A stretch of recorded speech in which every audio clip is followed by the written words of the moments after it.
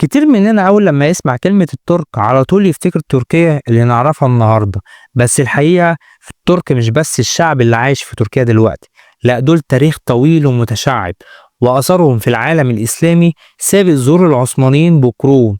النهاردة هنحكي حكاية الترك من أول ما ظهروا في آسيا لحد ما بقوا سلاطين على بلاد العرب، وإزاي العثمانيين كانوا آخر موجة في الطوفان ده، بس كمان كان ضررهم أكتر.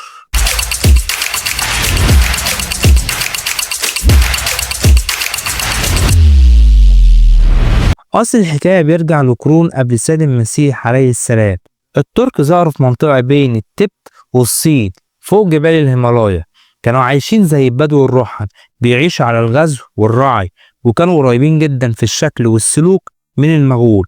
علشان كده الطبيعي انهم يدخلوا في صدامات مع جيرانهم من الصين والفرس والهنود، وده اللي حصل فعلا، لدرجة اننا بنلاقيهم مذكورين في كتب زي الشاهنامة اللي حكى عن صراعاتهم مع ملوك الفرس واللي كانوا بيسموهم الطورينيين.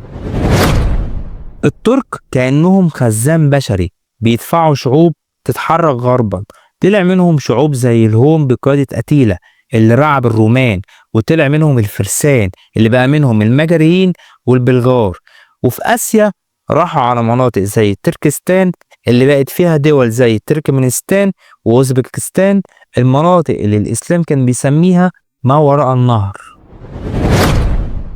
أول احتكاك بين الترك والعرب كان أيام سيدنا عمر بن الخطاب رضي الله عنه، لما المسلمين قضوا على الإمبراطورية الفارسية، ومن وقتها بقينا جيران، بس مش جيران طيبين، كانوا بيتحرشوا وبيهجموا والمسلمين بيردوا، لحد ما جه القائد الأموي قتيبة ابن مسلم في عهد الوليد بن عبد الملك، وبدأ يفتح في بلاد الترك، وبعضهم دخل الإسلام، وبعض الملوك بقى بيحارب في صفوف المسلمين ضد ملوك تانيين من نفس العرق.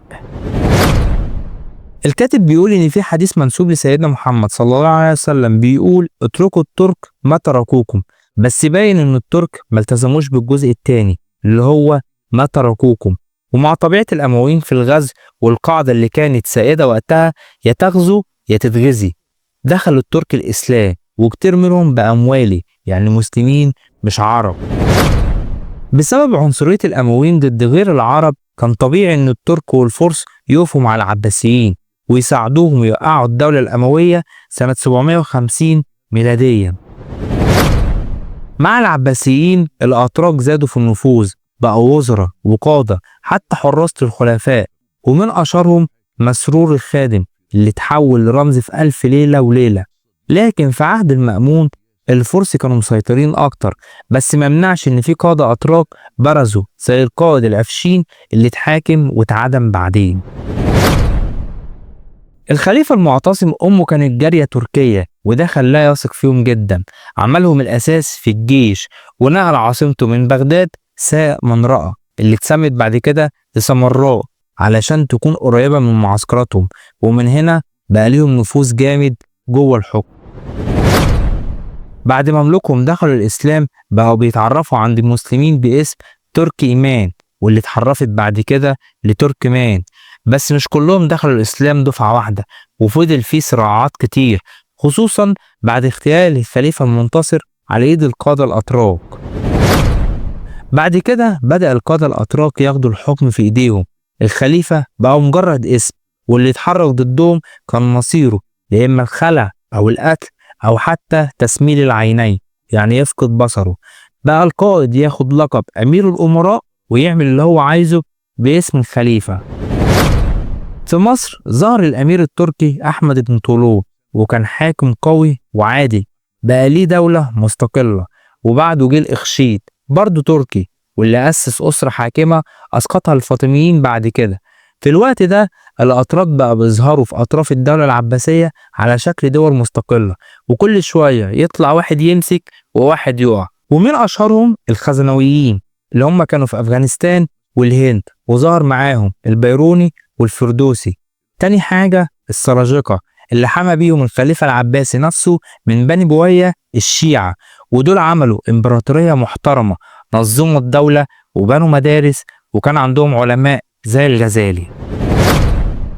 السلاجقة وقعوا بسبب المشاكل بينهم، وبدأ يظهر فئة جديدة اسمها الأتابكة، كانوا أوصياء على العرش، لكن بمرور الوقت بقى هم الحكام الحقيقيين. منهم طلع عماد الدين زنكي وابنه نور الدين اللي قاوموا الصليبيين، ومن دولتهم طلعت دولة الأيوبيين. في أفغانستان كان في دولة اسمها الخوارزميين من الترك، دخلوا في صراعات جامدة لحد ما المغول بقيادة جنكيز خان دمروهم، وابنه جلال الدين فضل يهرب ويقاتل لحد ما اتشتتوا وبقى مرتزقة عند اللي يدفع أكتر. بعد سقوط الأيوبيين ظهرت دولة المماليك، وكان معظم سلاطينها من الترك أو الشراكسة، ووصلت الحضارة الإسلامية وقتها لقمة مجدها في الطب والتاريخ والعمارة. لكن برضو المماليك خاضوا صراعات، خاصة مع دولة تيمور لينك اللي هجم على الشام وبنى أبراج من جماجم الناس. الكاتب بيقول إن الناس بتحب تحكي أساطير عن أرطغرل وسليمان شاه، بس الحقيقة إن كتير من المؤرخين شايفين إن دي أساطير اخترعها العثمانيين علشان يضيفوا لنفسهم مجد مش حقيقي. أرطغرل مش معروف كان مسلم ولا لأ، واللي واضح أكتر إن ابن عثمان هو اللي أسس الدولة بعد ما لم عشائر تانية وضمها ليه. الكاتب بيقول إن العثمانيين ابتدوا كعشيرة صغيرة جدا، لكن كانوا بيعرفوا يضموا كل اللي حواليهم حتى عناصر من البيزنطيين والأرمن، ومع الوقت بقوا إمارة، بعدين سلطنة، بعدين إمبراطورية. بس علشان مفيش أصل نضيف اضطروا يخترعوا رواية مشرفة ويقدموا نفسهم على إنهم حماة الإسلام. الكاتب بيقول إن اللي يشوف نمط العثمانيين هيلاقيه شبه الجرمن في أوروبا، قبائل بربرية دخلت على إمبراطورية كبيرة، وبعد ما سيطروا عليها نسيوا أصلهم وادعوا إنهم حماة الحضارة. المشكلة إن ده بيعبر عن عقدة نقص لما تحكم بالسيف وبتحاول تداري ده بحكايات بطولية مش حقيقية. للأسف لسه في ناس بتصدق الأساطير دي وهم نفسهم كانوا ضحاياها. لو عجبك الفيديو ما تنساش تعمل لايك وتشترك في القناة وتفعل زر الجرس عشان يوصلك كل جديد إن شاء الله. والسلام عليكم ورحمة الله وبركاته.